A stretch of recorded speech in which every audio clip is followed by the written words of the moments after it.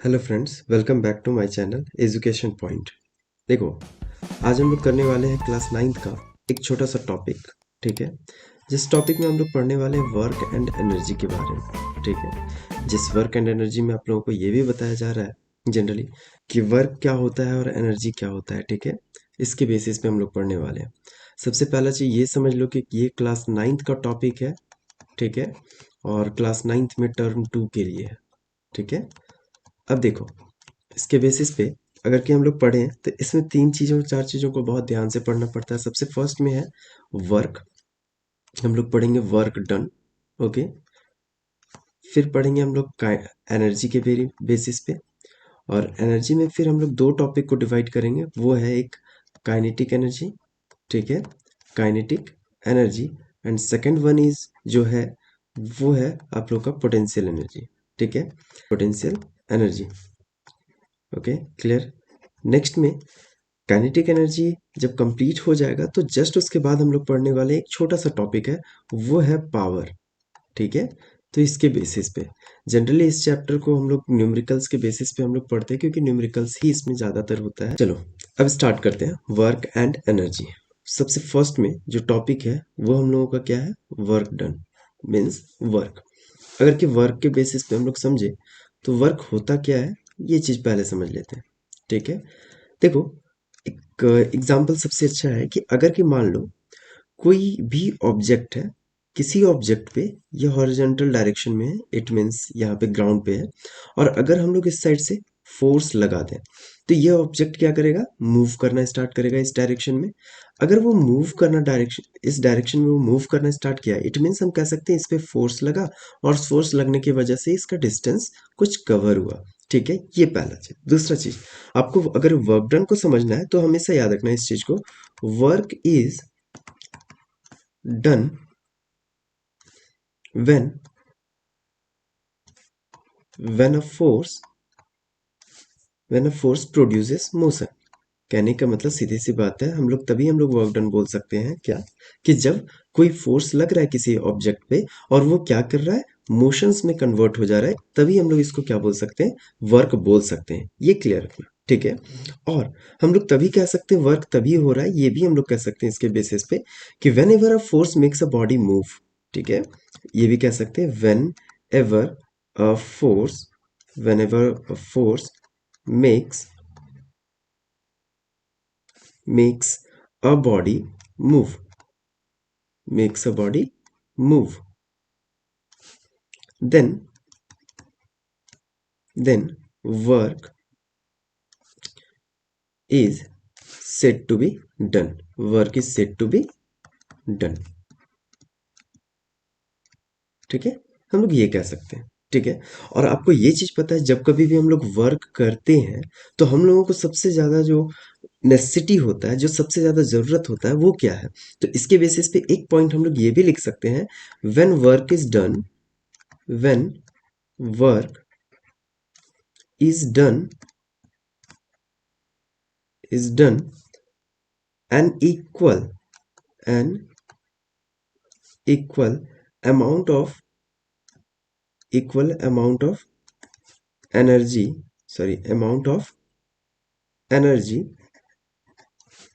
is used up is used up।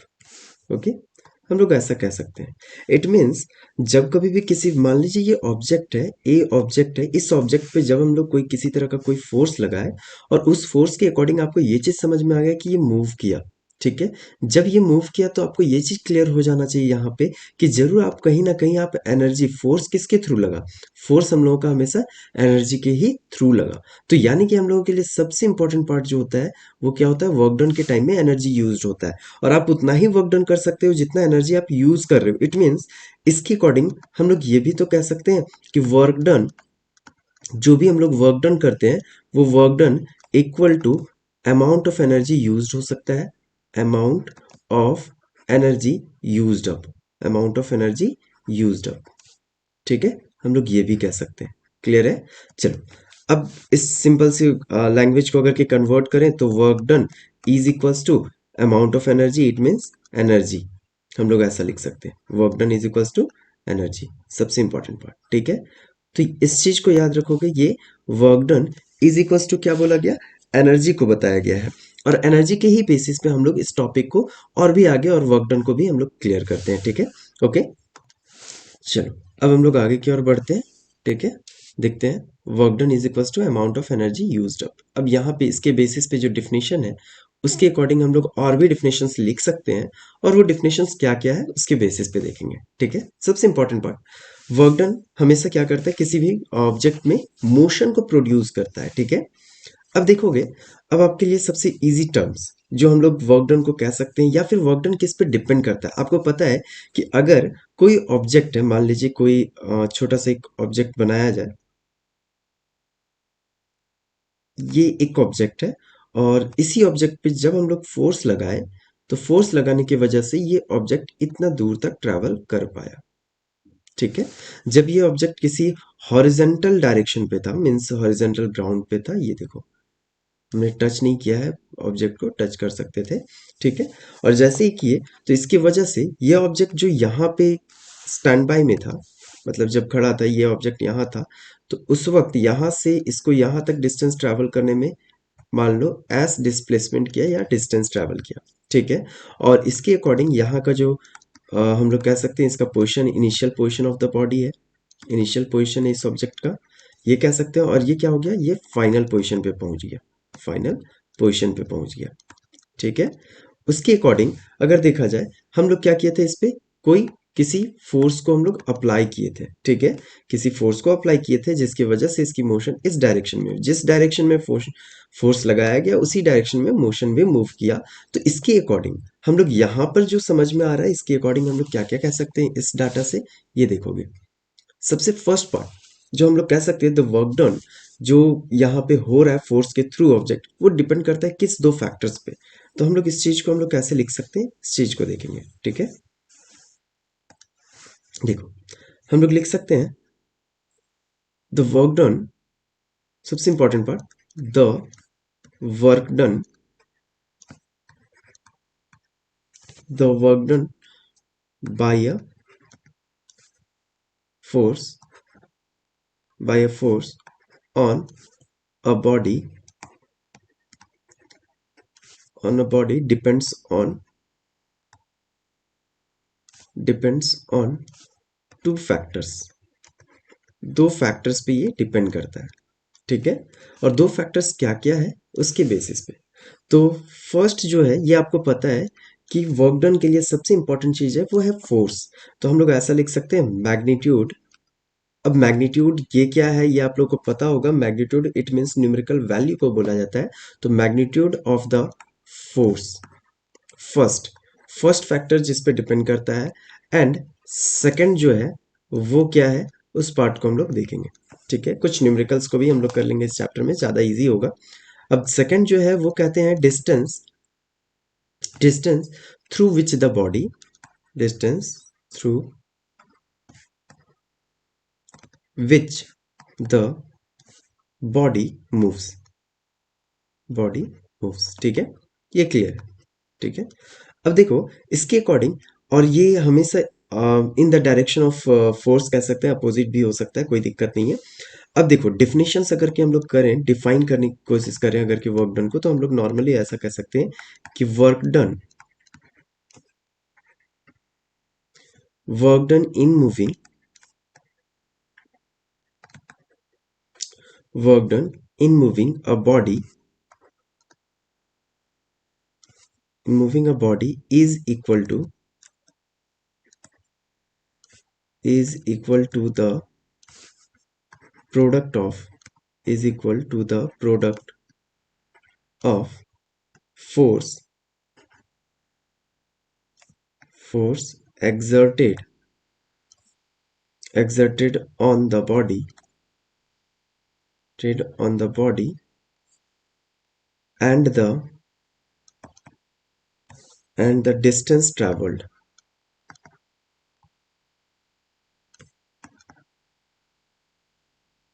and the distance traveled, या moved by the body in the direction of force, in the direction of force. हम लोग ऐसा कह सकते हैं। It means इसकी वजह से हम लोग जो मीनिंग निकाल सकते हैं, डिफिनेशन को हम लोग इस तरह से कह सकते हैं, यहाँ जो दिख रहा है, work done in moving a body is equal to the product. सबसे पहला चीज क्या बोला, वर्क डन। ये जो वर्क डन है वो किसके इक्वल है, work done is equal to the product of force exerted on the body and the distance traveled by the body। तो हम लोग इसी चीज को डिफाइन कर सकते हैं, work done is equals to, work is equals to force and distance का product. It means force into distance moved in the direction of the force, यानी कि हम लोग नॉर्मली यहाँ पे क्या कह सकते हैं, डिस्टेंस को कह सकते हैं। क्लियर है। अब इसके अकॉर्डिंग यूजुअली हम लोग इसी चीज को क्या लिख सकते हैं, work done is equals to force into distance. ठीक है। जनरली यहाँ पे डिस्टेंस नहीं होता है, एक्चुअली बुक्स में आप लोग को थोड़ा इजी टर्म्स को करने के लिए यहाँ पे डिस्टेंस लिखा होता है, बट आप लोग को याद रखना पड़ेगा work done is equals to force into distance के जगह पे हम लोग डिस्प्लेसमेंट लिख सकते हैं। तो हम लोग जनरली क्या लिख सकते हैं, work done is equals to force into displacement. Okay, ये भी कोई प्रॉब्लम नहीं है, क्लास 11th की टॉपिक है, उसमें भी जब पढ़ोगे तो। अब इसी चीज को देखोगे, work done is equals to हम लोग क्या लिख सकते हैं, एफ इंटू एस। ये भी एक हम लोगों का फॉर्मूला है जिसके बेसिस पे हम लोग को यहाँ पे बताया जा रहा है, work done is equals to force into distance या डिस्प्लेसमेंट। ठीक है। इसके अकॉर्डिंग हमेशा याद रखना है इस चीज को, वर्क डन बहुत से टर्म्स में होता है और हम लोग इसके यूनिट्स को अब पढ़ लेंगे। तो work done is equals to क्या बोले, फोर्स इनटू डिस्टेंस और एफ इंटू एस। अब इसके अकॉर्डिंग आपको ये याद रखना होगा, क्या चाहिए, हायर क्लासेस में जाओगे तो डिस्प्लेसमेंट हो जाएगा और उसी के अकॉर्डिंग हम लोग यहाँ पे पढ़ने वाले हैं। ठीक है। अब देखोगे यूनिट ऑफ वर्क के बारे में। ठीक है। अगर वर्क के यूनिट को अगर कि हम लोग पढ़ते हैं तो हम लोग ऐसा लिख सकते हैं, यूनिट ऑफ वर्क। ठीक है, यूनिट ऑफ वर्क। अगर यूनिट ऑफ वर्क के बेसिस पे हम लोग पढ़े तो आप ये चीज क्लियर रखो, यूनिट ऑफ वर्क के बेसिस पे कि आपको फोर्स की यूनिट क्या है वो पता होना चाहिए। ठीक है। और डिस्टेंस, डिस्प्लेसमेंट की या डिस्टेंस की जो यूनिट है वो पता होना चाहिए। तो आप देखो यूनिट ऑफ वर्क कैसे फाइंड करते हैं, W is equals to F into S. ठीक है। तो फोर्स की यूनिट अगर कि हम लोग लिखें तो वो क्या हो जाएगा, न्यूटन। इनटू एस की यूनिट अगर कि लिखे हम लोग तो क्या लिख सकते हैं, मीटर। एंड फाइनली हम लोग क्या कह सकते हैं, वर्क डन की unit, unit of work done is equals to newton metre हम लोग कह सकते हैं। और इसी न्यूटन मीटर को हम लोग जनरली लास्ट में फाइनली इसी चीज को डिफाइन करते हैं हम लोग जूल से। इसी चीज को हम लोग क्या बोले, जूल बोल दिए। इट मीन्स हम लोग ऐसा कह सकते हैं कि work done is equals to SI unit of work done is joule. And यहाँ पे अब नाउ एक क्वेश्चन आता है, एक question, define define 1 joule, define 1 joule. ये कैसे डिफाइन करेंगे, अगर ऐसा क्वेश्चन बोला गया कि डिफाइन 1 जूल, तो इसके बेसिस पे हम लोग क्या लिख सकते हैं उस चीज को देखेंगे। ठीक है। डिफाइन 1 जूल को आंसर हम लोग लिखना चाहें तो हम लोग नॉर्मली आंसर इस तरह से लिखेंगे, क्या चीज, व्हेन अ फोर्स, देखोगे, when a force, when a force of 1 Newton, 1 Newton moves a moves a body moves a body through a distance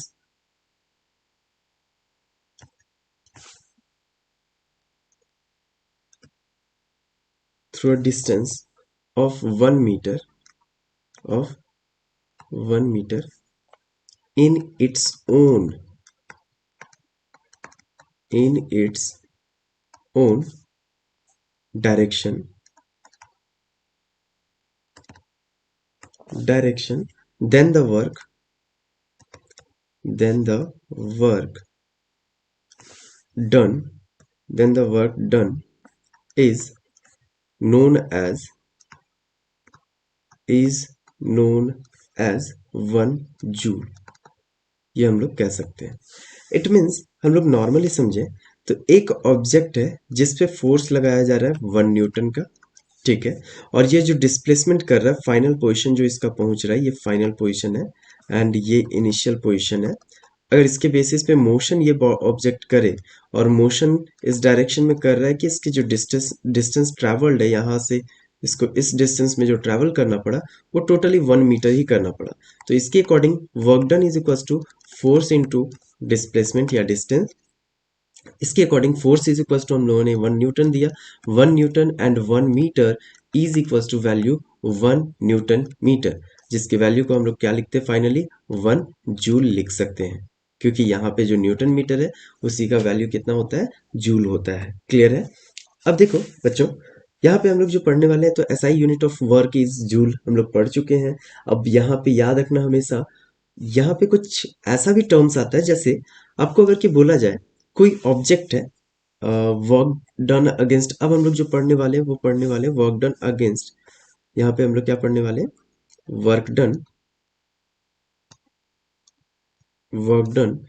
against gravity, against gravity. Gravity के अगेंस्ट में हम लोग जब वर्क डन करते हैं तो उसको हम लोग कैसे फाइंड करेंगे या कैसे हम लोग लिखते हैं, तो उस चीज को समझो। ठीक है। जैसे हम लोग कह सकते हैं वर्क डन जब कभी भी आपको अगर बोला जाए कि कोई एक स्टेप्स दिया गया है, ठीक है, कहीं घर पे आपके घर पे कोई स्टेप्स होगा, ठीक है, और उस स्टेप पे हम लोग ऐसा कह सकते हैं कि ये किसी हाइट तक है। ये देखो ये ग्राउंड हो गया। अब यहाँ पे कोई जो बच्चा है वो कह सकते हैं कि दौड़ रहा हो, ठीक है, ये क्या है, दौड़ रहा हो, तो इस ऑब्जेक्ट का कुछ ना कुछ मास होगा, ठीक है, और इसके वेट को हम लोग अगर की बात करें तो वेट आप लोगों को पता है weight is equal to force होता है, and force is equal to इस टर्म में इसके वेट जो होगा उसी को फोर्स बोला जाएगा, और वेट जो है ना होना है वो क्या होना है, एम इंटू जी होना है। ठीक है।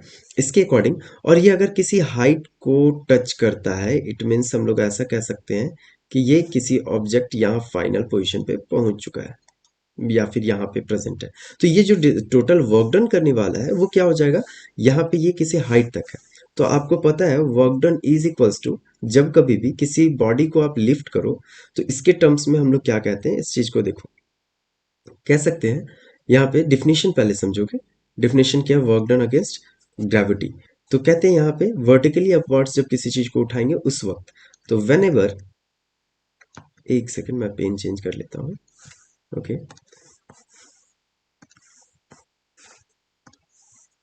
When ever work is, whenever work is done against, done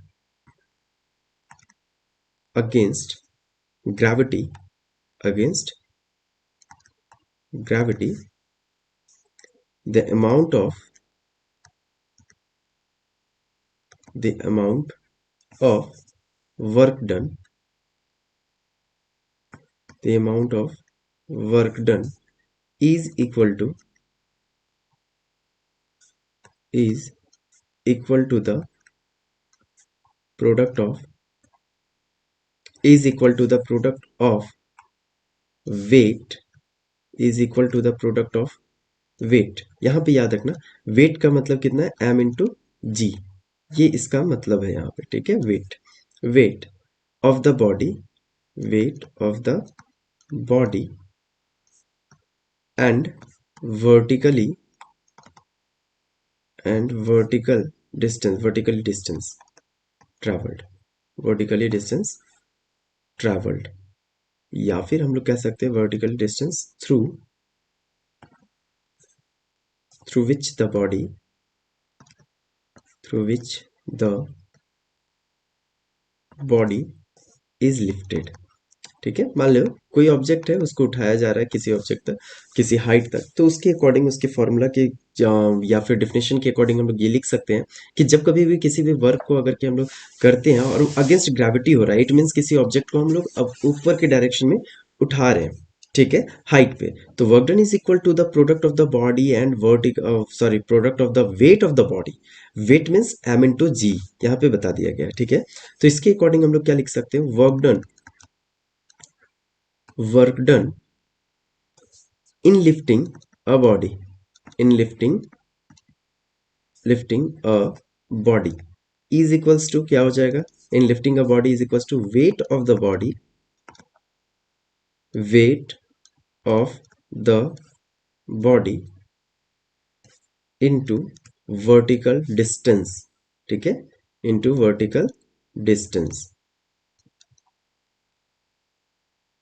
ठीक है, वर्टिकल डिस्टेंस, जिसके बेसिस पे हम लोग लिख सकते हैं ऐसा, work done is equals to, work done is equals to M into G into H, weight of the body को हम लोग एम जी लिख सकते हैं, इंटू वर्टिकल डिस्टेंस को हाइट लिख सकते हैं, ठीक है, यही हम लोगों का वैल्यू है, जिसके बेसिस पे यहाँ पे ये बताया जा रहा है क्या, वो देखो, work done is equal to M G H में where,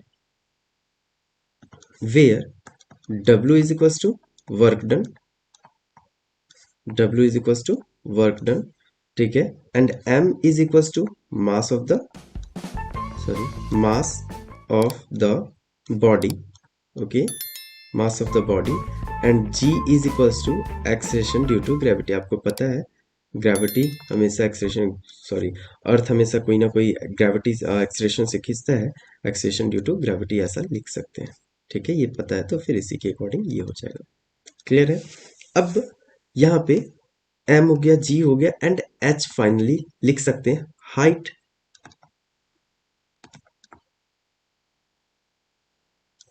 height through which the, height through which the body is lifted, through which the body is lifted, okay, ये हम लोग पार्ट को कंप्लीट कर दिए, ठीक है। अब कुछ क्वेश्चंस है उसको हम लोग ट्राई कर लेंगे, सॉल्व कर लेंगे ताकि इजीली समझ में आ जाए, okay, wait for the questions. चलो चलो इस क्वेश्चन को देखोगे, वीडियो को पॉज करोगे और अगर आपको समझ में आ चुका है तो उसको आप ट्राई करोगे सॉल्व करने का, बहुत ही इजी होगा, ठीक है। आपको पता है यहाँ पे क्वेश्चन में बोला गया, चलो बना लो, देखोगे कैसे बनेगा ये क्वेश्चन, ठीक है, बहुत ही आसान क्वेश्चन है, सॉल्यूशंस करते हैं हम लोग, देखो देखो क्या बोला जा रहा है, how much work is done by a force of 10 newton in moving an object through a distance of 1 metre in the direction of the force, मतलब किसी ऑब्जेक्ट को क्या किया जा रहा है, फोर्स दिया जा रहा है 10 न्यूटन का और वो ऑब्जेक्ट डिस्टेंस ट्रेवल भी कर रहा है वो 1 मीटर का, तो उसके अकॉर्डिंग फोर्स क्या हुआ, तो आपको पता है फॉर्मूला के अकॉर्डिंग आपको पता है work done is equals to force into distance travelled और displacement, it means force is equals to, आपको पता है गिवन डाटा में आप लिख लोगे पहले, गिवन में क्या लिखोगे, force is equals to 10 newton, force is equals to 10 newton and s is equals to 1 meter, then we will put this value in this section, then 10 newton into 1 meter is equals to 10 newton metre, और आपको पता है Newton metre को value को क्या लिखते हैं, 10 joule लिख सकते हैं, तो total work done in this case is 10 joule. अब देखेंगे नेक्स्ट क्वेश्चन, वीडियो पॉज करोगे और बनाओगे, ठीक है, चलिए ये रहा क्वेश्चन, ये रहा क्वेश्चन, और आप लोग वीडियो पॉज करो और इसके बाद फिर बनाओ, फिर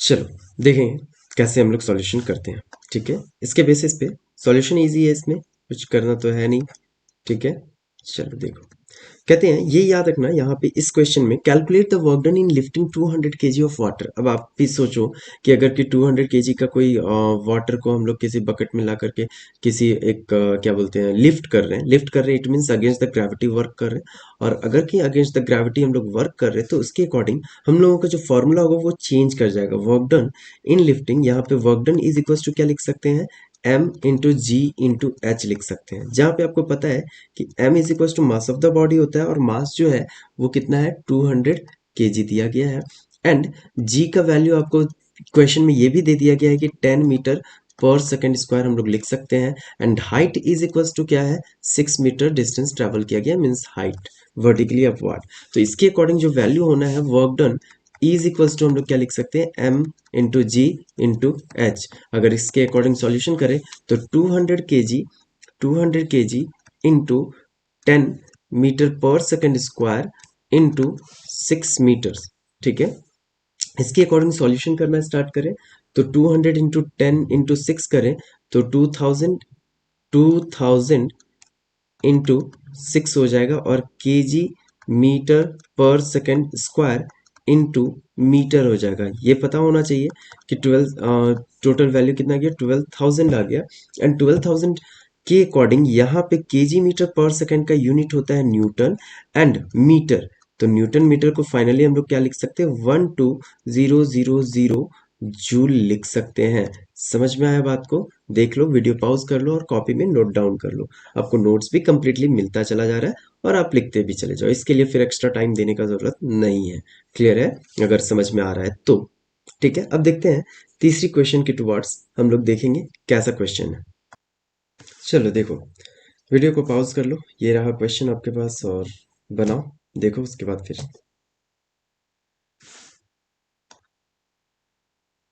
चलो देखो, अब हम लोग बनाते हैं। यहाँ पे सिंपली जो क्वेश्चन बोला गया उसके अकॉर्डिंग, ये आकार वेटिंग 200 केजी, गिवन डाटा पे भी ध्यान दोगे, ठीक है। 1000 KG and travelling at 30 metre per second, stops at a distance of 50 metre. मान लीजिए कहीं गया और वहां जाकर के रुक गया। 30 मीटर पर सेकंड की स्पीड से चल रहा था और एक्सलरेट कर रहा था, 50 मीटर के बाद वो रुक गया, ठीक है। What is the force exerted on it by the brakes, brakes के थ्रू क्या फोर्स एक्सर्ट किया गया, पहले ये फाइंड कीजिए, फिर what is the work done by the brakes. तो आपको पता होना चाहिए फोर्स इज इक्वल्स टू, आपको एक्सलेशन, यहाँ पे फोर्स निकालने के लिए हमेशा एक्सलेशन का जरूरत पड़ेगा। क्यों? क्योंकि आपको पता है सेकंड लॉ जो है उसके अकॉर्डिंग आपको पता है कि force is equals to mass into acceleration होता है, ठीक है। तो मास पता है बट एक्सलेशन ही नहीं पता है, तो आप फोर्स कैसे निकालोगे, सबसे इंपॉर्टेंट पार्ट, ठीक है।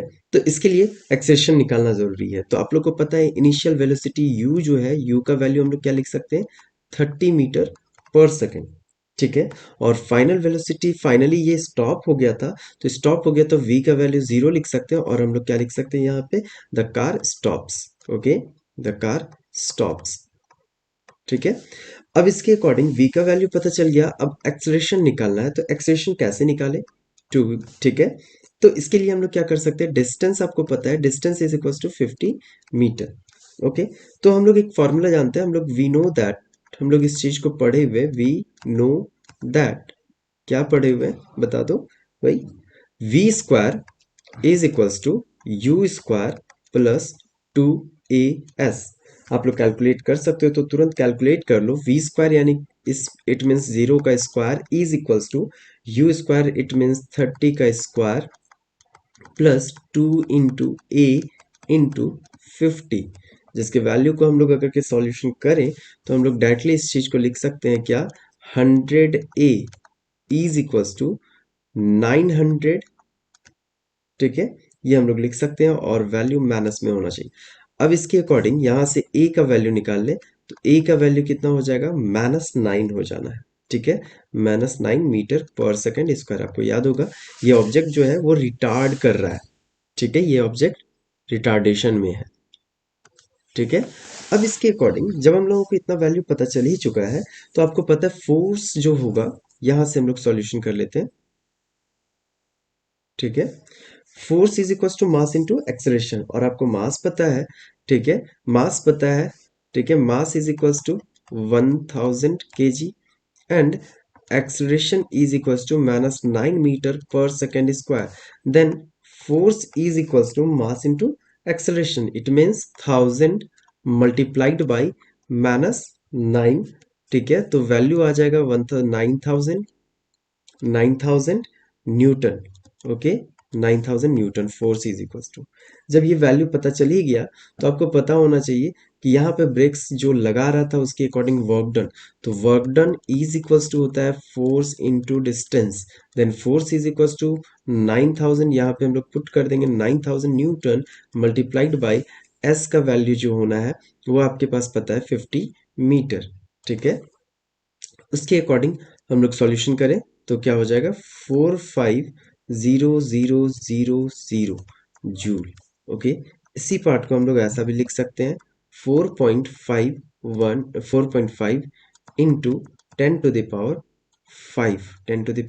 5 जूल, ये पुट कर सकते हैं। अब क्वेश्चन में होगा जरूर कहीं ना कहीं आपके मन में कि हम लोग ने यहाँ पे जो वैल्यू लिया वो क्यों लिया, हम लोग पॉजिटिव में, यहाँ पे वैल्यू पॉजिटिव में क्यों लिए, तो आपको पता होना चाहिए नेगेटिव साइन जो है वो सिर्फ शो करता है किस चीज को, रिटार्डिंग फोर्स को, मतलब उल्टे डायरेक्शन में। ठीक है, क्लियर है, कम हो रहा था, तो उसके अकॉर्डिंग हम लोग ऐसा लिख सकते हैं और यही हम लोगों का सॉल्यूशन हो गया। अब जो है वो टॉपिक इस तरह से चेंज कर जाएगा क्या, कि हम लोग पढ़ने वाले हैं यहाँ पे work done by a force acting obliquely. ये एक्चुअली 11th में पढ़ना होता है, बट हम लोग यहाँ पे भी पढ़ लेते हैं हल्का सा, बस इंट्रोड्यूस किया जा रहा है टॉपिक को। तो देखोगे क्या है, टॉपिक है work done, work done by a force, by a force acting obliquely. अब एक्टिंग ऑब्लिक्वली का मतलब क्या होता है वो चीज समझना बहुत जरूरी है। ठीक है, ऑब्लिक्वली, यही क्लास 11th का टॉपिक है। क्लास 11th में हम लोगों को यही पढ़ना होता है यहाँ पे जनरली, कि work done by a force acting obliquely का मतलब क्या हो गया। बहुत से केसेस में आपको पता होगा direction of the force and direction of the motion दोनों थोड़ा डिफरेंट होता है। जैसे अगर हम लोग नॉर्मली बोले कोई कार है या कोई ऑब्जेक्ट है, किसी ऑब्जेक्ट को हम लोग क्या करें, यहाँ पे टाई करें किसी रोप से और इसको इस डायरेक्शन में हम लोग फोर्स लगाना स्टार्ट करें। ठीक है, इस डायरेक्शन में हम लोग, डायरेक्शन ऑफ द फोर्स है, एंड लेकिन ये ऑब्जेक्ट मूव करेगा आपके इस डायरेक्शन में, हॉरिजॉन्टल डायरेक्शन। तो देखो यहाँ पे कुछ ना कुछ एंगल बन जा रहा है थीटा, यानी कि कोई ऑब्जेक्ट अगर इसको ऐसे पकड़ करके ये क्या करे, इसको खींचे। ठीक है, तो इसके अकॉर्डिंग इसकी डायरेक्शन, मोशन की डायरेक्शन ये है। ठीक है, लेकिन फोर्स की डायरेक्शन ये है, तो दोनों में डिस्टेंस क्या है, तो थीटा डिस्टेंस ट्रेवल कर रहा है। तो इसके अकॉर्डिंग हमेशा ये याद रखना है, इसका फॉर्मूला चेंज कर जाता है। मान लीजिए इस पे फोर्स ये लग रहा है और डिस्टेंस एस ट्रेवल कर रहा है। ठीक है, तो यहाँ पे वर्क डन, इस टर्म में work done is equal to होता है force into distance into cos theta. अब यहाँ पे रही कॉस थीटा, तो आपको पता होना चाहिए कि cos theta, theta it means angle, theta जो है वो angle between, angle between the force and distance, F and S के बीच के डिस्टेंस, सॉरी, एंगल्स को ये रिप्रेजेंट कर रहा है कॉस थीटा, और इसको मल्टीप्लाई करेंगे तो ये हम लोगों का फॉर्मूला आ गया किस चीज का, वर्क डन का। जब कभी कोई ऑब्जेक्ट ऑब्लिक्वली, मतलब कोई फोर्स जो है वो ऑब्लिक्वली वर्क कर रहा है, ऑब्लिक्वली मतलब तिरछा। ठीक है, और फोर्स डिस्टेंस जो ट्रैवल जो नॉर्मली हॉरिजॉन्टली ही कर रहा है, ये आपको प्रैक्टिकल लाइफ में पता होना चाहिए। तो उसके अकॉर्डिंग हम लोग यहाँ पे लिख सकते हैं। ठीक है, एफ एस कॉस थीटा, ये इसके अकॉर्डिंग एक क्वेश्चन अगर कि हम लोग बना ले तो सिंपली बोला जाता है, मान लो एक बच्चा है जो किसी ऑब्जेक्ट पे फोर्स लगा रहा है 5 न्यूटन का, फोर्स कितने का लगा रहा है, 5 न्यूटन का फोर्स लगा रहा है। ठीक है, और 5 न्यूटन के अकॉर्डिंग क्या फोर्स लगा रहा है, 5 न्यूटन फोर्स लगा रहा है, और जो डिस्टेंस ट्रैवल कर रहा है वो डिस्टेंस टोटली ट्रैवल कर रहा है 10 मीटर का। ठीक है, कहीं पर पहुंचा तो 10 मीटर का डिस्टेंस ट्रैवल कर लिया, और ये जो थीटा है वो इक्वल टू 60 डिग्री है। ठीक है, तो work done is equal to हम लोग क्या लिख सकते हैं, force, force 5 newton into S, S is it means distance, distance 10 metre हो गया, इंटू कॉस थीटा, यानी कि ये याद रखना कि कॉस 90 का जो वैल्यू है वो इक्वल टू 0 होता है, एंड कॉस 60 डिग्री का जो वैल्यू है वो हम लोग 1/2 पुट करते हैं, तो इसको हम लोग 1 बाई, सॉरी यहाँ पे हम लोग लिख सकते हैं कॉस 60 डिग्री थीटा की जगह पे, तो इसका वैल्यू कितना हो गया, 50 newton metre multiplied by cos 60 degree का वैल्यू हम लोग लिख सकते हैं 1/2। इट मीन्स ये सॉल्यूशन होने के बाद हम लोग का वैल्यू क्या आ गया, work done is equal to 25 newton metre, जिस वैल्यू को हम लोग पहले से ही लिख रहे हैं 25 जूल।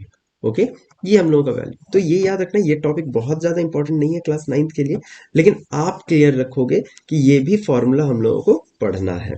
ठीक है, अब इसके बाद जो टॉपिक है वो चेंज करेगा, और अगर कि बोला जाएगा क्या, कि मान लीजिए किसी ऑब्जेक्ट को आप अपने हेड पे रख करके आप मूव कर रहे हो। ठीक है, कभी भी, तो आपका जो ऑब्जेक्ट है वो कहाँ पे पहुंच जाएगा वो देखना है। ठीक है, देखो इस टॉपिक को हम लोग नेम देते हैं क्या चीज, वर्क डन,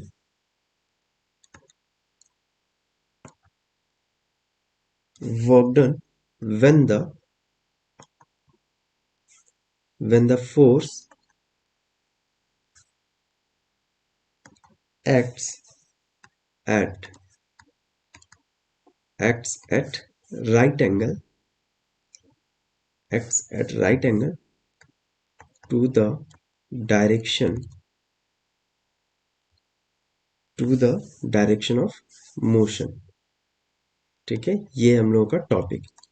इस टॉपिक के बेसिस पे हम लोग ये टॉपिक को डील करेंगे। मतलब इस तरह से बोला जा रहा है कि समझना है, जैसे आप लोग कूली और इन सभी को देखते हो उसके अकॉर्डिंग, और आपको ये याद रखना है कि कॉस क्या, कॉस 90 डिग्री का वैल्यू कितना बताया गया है, 0। बस इतना याद रखो, अपने आप पता चल जाएगा। अब देखो राइट एंगल यानी कि हम लोग कह सकते हैं कोई ऑब्जेक्ट का जो फोर्स का डायरेक्शन है वो इस डायरेक्शन में है, फोर्स की डायरेक्शन बताई जा रही है, ठीक है, इस डायरेक्शन में है, एंड डिस्टेंस कोई ट्रैवल कर रहा है इस डायरेक्शन में, तो इन दोनों के बीच में एंगल कितना हो गया, 90 डिग्री का। तो वर्क डन उस वक्त जो होगा वो एफ एस कॉस थीटा हो जाएगा, ठीक है, जिसके अकॉर्डिंग हम लोग लिख सकते हैं F into S cos 90 degree लिख सकते हैं। और जब कॉस 90 डिग्री हम लोग पुट कर रहे हैं तो वैल्यू कितना हो जाएगा कॉस 90 डिग्री का, 0, 0 इंटू एफ एस हो जाएगा, तो वैल्यू डायरेक्टली क्या हो जाएगा, 0, वर्क डन। तो हमेशा याद रखना कभी भी फोर्स की डायरेक्शन और डिस्टेंस की डायरेक्शन अगर कि 90 डिग्री इन दोनों के बीच में है तो कभी भी ये क्या होगा, डायरेक्टली ये 0 वर्क डन हो जाएगा। तो इट मीन्स हम लोग कह सकते हैं कि जब कभी भी, तो इसके लिए सबसे important part, when when the displacement when the displacement of the body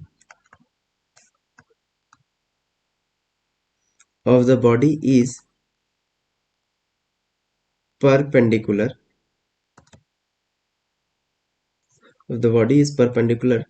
यानी कि हम लोग इसको क्या कह सकते हैं, परपेंडिकुलर एट 90 डिग्री, ऐसा कह दे तो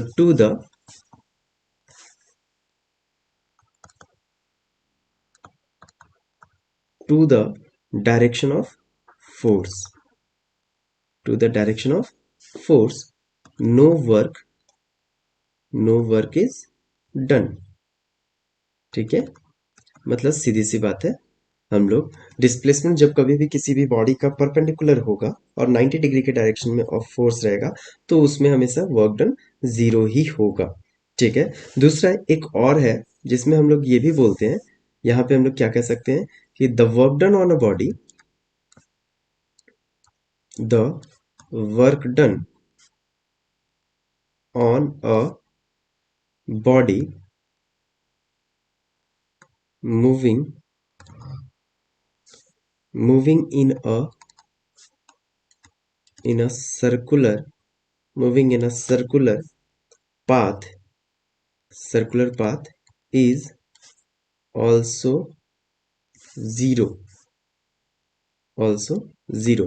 क्या है रीजन जीरो का, तो रीजन यही है कि आप सीधी सी बात सोचो कि सर्कुलर पाथ, मान लीजिए कोई ऑब्जेक्ट है, ये यहीं पर घूम करके वापस अपनी पोजीशन पे पहुंच गया, इनिशियल पोजीशन फाइनल पोजीशन, तो displacement is equal to final position minus initial position, मतलब जो भी वैल्यू है वो तो जीरो हो गया क्योंकि अपने इनिशियल पोजीशन पे ही पहुंच गया, इसलिए हम लोग ऐसा कह सकते हैं, ठीक है। तो इसके अकॉर्डिंग सबसे इंपॉर्टेंट एप्लीकेशन जो हम लोगों को देखने को मिलता है, तो हम लोग लिख सकते हैं the work done the work done in the case of a in the case of a the work done in the case of earth, sorry, in the case of earth moving round moving round the sun moving round the sun is zero, सन के चारों तरफ जो अर्थ घूमता है वो भी zero हो जाएगा। एंड साथ ही साथ ये भी कह सकते हैं the work done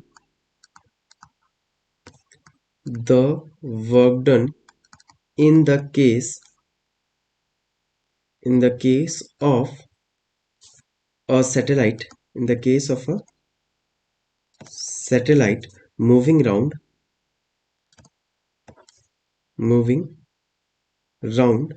the earth moving round the earth is also zero, ये भी क्या हो जाएगा, जीरो हो जाएगा। मतलब अर्थ जो सन के चारों तरफ घूमता है उस वक्त अर्थ पे क्या वर्क डन हो रहा है, तो जीरो हो रहा है। एंड अगर सैटेलाइट भी चारों तरफ घूम रहा है तो इट मीन्स उस पे भी वर्क डन जीरो हो रहा है, जिसकी वजह से वो घूम पा रहा है, ठीक है। तो यहाँ पे अब जो हम लोगों को पढ़ना है वो work done when the force acts opposite to the direction of motion. तो इसके बेसिस पे जो टॉपिक डील करना है वो देखोगे आप लोग, सिंपल है, क्या है यहाँ पे बोला गया कि अपोजिट डायरेक्शन में जब भी कभी मोशन होगा तो उस वक्त वर्क डन क्या हो जाएगा। तो वर्क डन जब अपोजिट होगा तो अपोजिट डायरेक्शन में हमेशा हम लोग क्या लिख सकते हैं, माइनस एफ लिख सकते हैं। ठीक है, मतलब एफ इंटू एस है। ठीक है, जिस डायरेक्शन में फोर्स लगाया जा रहा है और उसके अपोजिट डायरेक्शन में कोई मोशन कर रहा है, ठीक है, तो उसके अकॉर्डिंग हम लोग क्या लिख सकते हैं, उसका वर्क डन जो होगा वो माइनस एफ एस होगा। इस टॉपिक को हम लोग नेम दे देते हैं अगर कि क्या, work done, work done when the force when the force acts opposite to the direction of to the direction to the direction of motion। Clear है, तो यही फॉर्मूला होना है, इसमें और कुछ भी नहीं है। अब इसके बाद का जो टॉपिक है उस चीज को पहले हम लोग देख लेंगे क्या है, उसके बाद फिर।